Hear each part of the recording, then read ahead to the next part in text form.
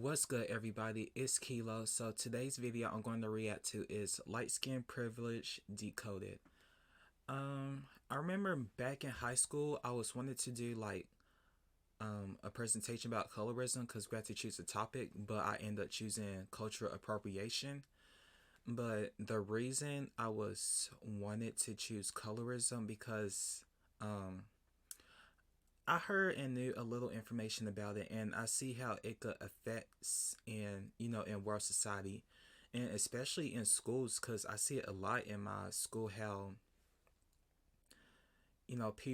people like me, light skin, gets treated this way, and then see how people that are dark skinned get treated this way, being calling too dark, all of this, and then you don't see a light skinned person being called like that. It's just like they have like a type of privilege than a dark skinned person would. And I'm very excited because I haven't seen this video, and I'm very interested to see this video.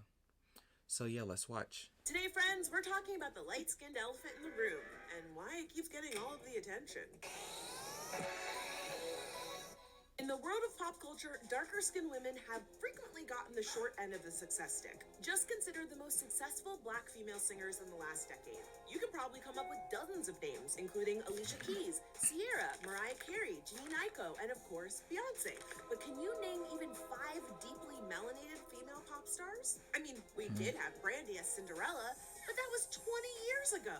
Wait, True. was it? From Lena Horne, the first black actress to sign a major studio deal, to Halle Berry, the first black actress to win a Best Actress Academy Award, lighter-skinned and often mixed-race women have usually broken through society's biggest barriers first. Now, this isn't to say they weren't hardworking or didn't deserve it, but black people with lighter skin, straighter hair, and more Eurocentric features have always been more likely to be given the paltry number of opportunities to access white spaces and institutions. This is the reality, but why?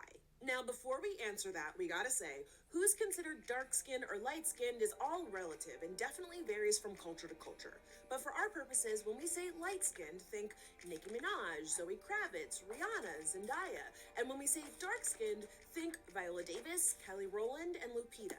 The roots of this light versus dark inequality stem all the way back to the days of slavery. Yes. When lighter-skinned slaves, often the mixed children of white slave owners, aka the product of rape, aka you're not slick Thomas Jefferson, were given domestic work as opposed to the physical labor of darker slaves, thus landing higher on the skin tone hierarchy because of their proximity to whiteness. This separation was enacted based on the slave traders' false beliefs that darker-skinned people were better suited for hard labor, whereas lighter-skinned blacks were thought to be better suited for intelligent and domestic tasks. Don't get it twisted though, whether in the house or in the field, they were still enslaved, so it was definitely not a choice, no matter what your weird cousin on Facebook says. Out of the house slave versus field slave mentality came white supremacist stereotypes that framed light-skinned people as the good blacks and darker-skinned people as lazy, unintelligent, unattractive, undesirable, criminal, aggressive, and just all-around bad. Now, while the skin tone hierarchy known as colorism is a byproduct of white supremacy, it's not just a white thing.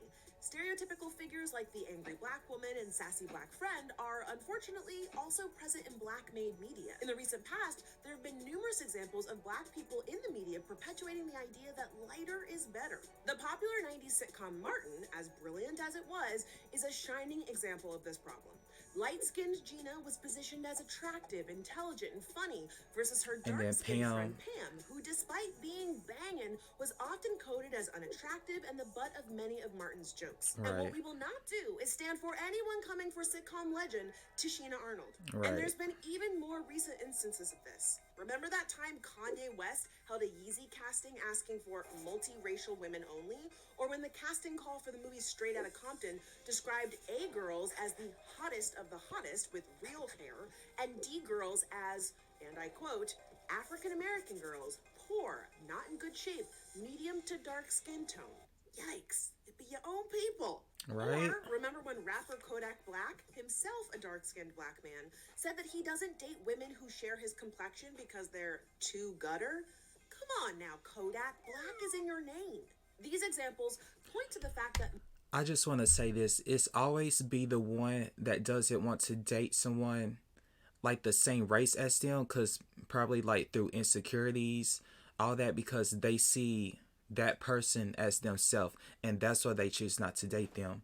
And it's really kind of sad because it's like you put your own insecurity and then looking at them as your insecurity, you got to realize y'all are the same people. It doesn't matter about like, I don't want to date her because she's too black, she's too dark, her hair is nappy. It's like, really?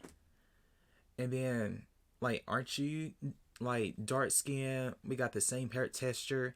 It's just like, why you want to downgrade a black woman like this and then you look the same? It's like we all come from the same boat, the same country. It's like, really? And just like what she said, it'd be your own people try to tear you down for no reason. Many Black people, even those with the power to create change within their own industries, sometimes internalize the very colorist stereotypes that have kept them down. Now, the media doesn't necessarily cause colorism, but it reinforces it in ways that have real world implications. Colorism has much wider ramifications than just who we see on our movie screens or on the cover of magazines. So prepare your hot Cheetos and Tums, because this gets even sadder. A 2011 study conducted in North Carolina found out that of the over 12,000 African American women prisoners, light-skinned women were sentenced to 12% less prison time than darker ones. Or, consider the fact that according to a Harvard University study, dark-skinned blacks in the United States have lower socioeconomic status, more punitive relationships with the criminal justice system, diminished prestige, and less likelihood of holding elective office compared with their lighter counterparts. There have even been black dating apps with filters for skin tone.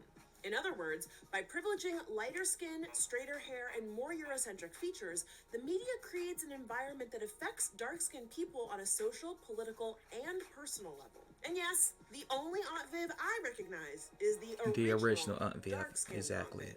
Now, of course, lighter-skinned people of color are not exempt from discrimination or racism, but Like the same thing with my wife and kids. Like the original Claire, I remember the brown skin original Claire, not the light skin. Even though the light skin Claire was more funny, but I remember the original. If you know what I'm saying. acknowledging that they experience light skin privilege doesn't negate those struggles. But don't worry, I have great news. Well, maybe not great news, but helpful.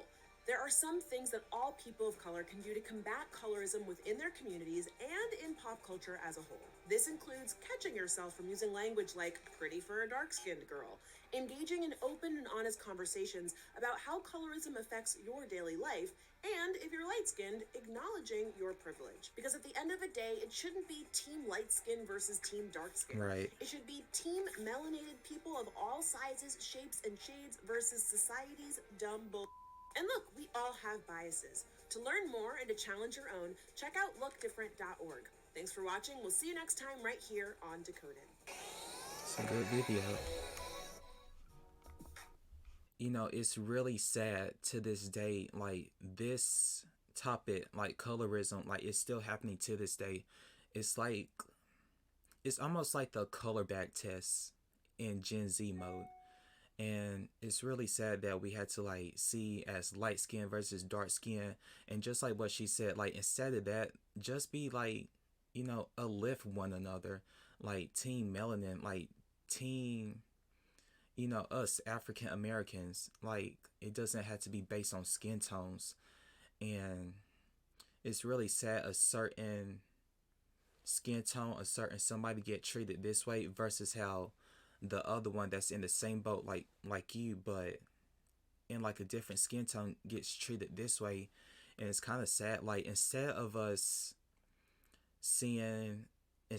society seeing us these two different skin tones, just see us like how we bring to the table, like with the acting. Like it doesn't matter if oh, she's light skinned, she's light skinned, she's pretty, so we're going to give her this award versus to this dark skinned person who did a lot of work, in her music, he or she music,